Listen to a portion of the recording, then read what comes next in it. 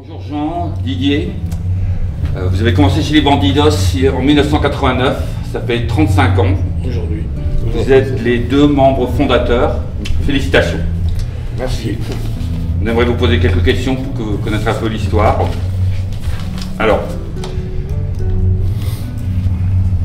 l'amour des motos, la fraternité, ça fait partie de votre ADN. Comment était votre vie de club avant d'être chez les Bandidos? Depuis combien de temps le MC Clichy existait? Bon, je vais répondre. Avant, oui, avant le MC Clichy, moi j'étais au MC 77. Ok. Hein, déjà 2-3 ans au MC 77. Après, moi je me suis retrouvé au France. Le MC 77 et le MC Clichy ont fait une fusion. On était donc à Paris, eux ils étaient déjà à Marseille. On a été les rejoindre à Marseille, c'était quelque chose de prévu. Donc j'ai fait partie, moi, à peu près 2 ans après du MC Clichy. Et moi, 1 an. Ok, merci, ouais. Alors, combien de membres du MC Clichy sont passés Bandidos à l'époque? 10. Ouais. Ah non, il était 10. 10. Pourquoi avoir choisi Marseille, pas une autre ville?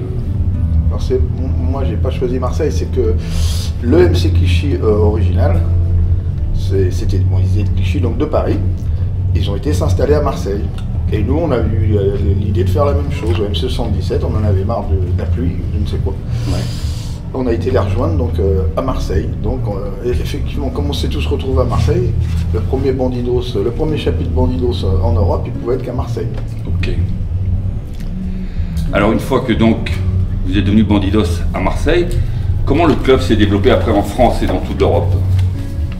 On a eu des contacts avec des clubs autour de nous qui étaient déjà des amis. Et ça s'est agrandi. Après, on a été à l'étranger, au Danemark. On a été voir les Danois et ça a été les premiers à devenir chapitre international, on va dire. Il faut dire que au début, nous on était 10 et on était bien comme ça, qu'on n'avait pas spécialement une idée d'expansion. C'était à l'ancienne qu'on était 10, on était Bandidos.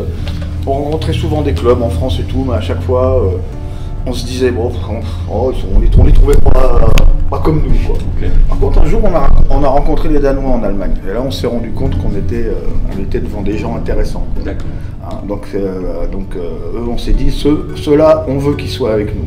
Donc, quand les Danois sont arrivés, le club a pris une expansion énorme parce qu'ils avaient des contacts partout en Europe et tout, avec l'Allemagne, tout ça. Et on s'est rendu compte que c'était des gens vraiment bien, quoi. Okay. Donc, et puis après, c'est eux qui ont pris le phénomène en main, on peut dire vraiment que les Danois ont développé. Nous, on a démarré, mais c'est vraiment eux qui ont développé pour ce qui est de l'Europe. La France, on s'en est occupé, nous. C'est eux qui ont démarré. C'est des gens vraiment extraordinaires, les Danois. On s'est rendu compte qu'on avait des gens extraordinaires, au sens propre du mot, c'est-à-dire au-dessus de l'ordinaire. Ouais. Voilà. Là, tu as la plèbe, là, tu as les gens normaux, et là, tu as le Danemark. Au-dessus, c'est le soleil, c'est tout. Quand on a vu ça, on s'est dit, bon, bah eux, il faut qu'on s'associe à eux, donc voilà. Donc, ils sont devenus Bandidos, et c'est honnêtement, tout ce qui est Norvège, pays scandinaves, tout ça, c'est eux qui ont développé tout ça. D'accord. On était aussi, mais c'est grâce à eux que ça a pris une telle expansion. Et il y avait l'Allemagne, après l'Italie. Les Boons. D'accord. Ok. Alors, quels ont été les événements les plus marquants pendant ces 35 ans? Il y en a eu énormément, je suppose, mais est-ce qu'il y a 2-3 choses qui ressortent? Quand j'étais la première fois aux États-Unis, d'avoir rencontré les Américains, quoi. Ça a été une sacrée expérience. Au Texas? Au Texas, à Corpus Christi. Ok, bien. Mais c'est là que j'ai eu mes couleurs, donc ça a été une très bonne expérience. Bien. Didier, est-ce que tu veux nous en dire un peu plus sur ton premier voyage aux US? Dans quelles circonstances tu es parti là-bas? Je suis parti avec un frère, c'était Michel, et on était à Corpus Christi. Donc j'ai été reçu à Corpus Christi. À l'époque, il y avait Hug, qui est maintenant nomade, Mosca, que je suis resté en très bon terme, et puis des autres frères, quoi. Et tu es parti là-bas, tu avais quel statut dans le club? J'étais membre. T'étais membre, d'accord. J'étais passé membre à Marseille, mais il fallait que j'aille chercher mon jeu de patch. D'accord, donc j'ai cherché mon jeu de patch à Corpus Christi. Super. Donc il y a eu une fête, et voilà. Ok. Et il y avait à l'époque Sprocket qui était le président de télé. Voilà, c'est comme ça. T'es resté combien de temps là-bas? Une quinzaine de jours. Et t'as visité quelques chapitres? J'étais beaucoup à San Antonio, enfin voilà, je suis resté beaucoup au Texas, quoi. D'accord, ok. Bon, c'est super. Un premier gros voyage avec le club.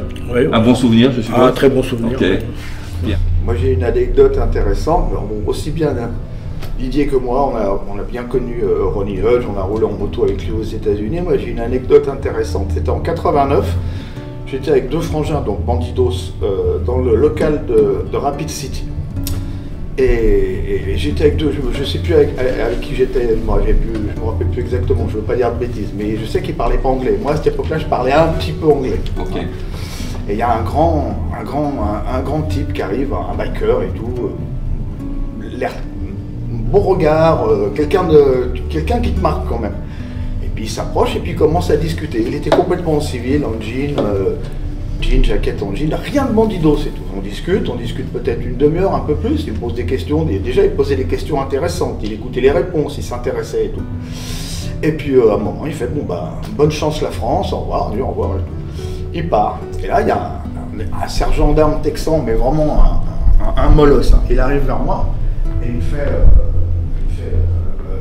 d'après toi, c'est qui ce gars-là et tout? Bah, moi, je lui réponds, vu tout ce qu'il sait sur le club, ça doit être un ex-bandidos, un ancien bandidos. Il éclate de rire, il me fait un ex-bandidos. Je fais non, c'est pas un ancien bandidos. Tu viens de discuter depuis une demi-heure avec Don Chambers. Okay. Et je ne savais pas, il m'a rien dit. Ouais. Un regard extraordinaire, Don Chambers, et puis il y a des questions intéressantes en plus. Okay. J'ai répondu comme j'ai pu parce que je parlais pas beaucoup anglais, mais l'anecdote est intéressante. Ouais, bien sûr. Ma dernière question, c'était un peu ça, c'était qui les personnalités historiques que vous avez rencontrées dans le club, quoi. Donc on t'a rencontré Don Chambers, Ronnie Hudge aussi, il l'a rencontré. Jim Cook, bien sûr, ouais. Ok. Ben, félicitations encore. Bah, merci. C'est vous qui avez fait le premier pas, on est là aujourd'hui grâce à vous. Et ça continue grâce à vous aussi, les nationaux, et grâce aux jeunes aussi, ça continue. Ouais. Ok. Bravo les frères.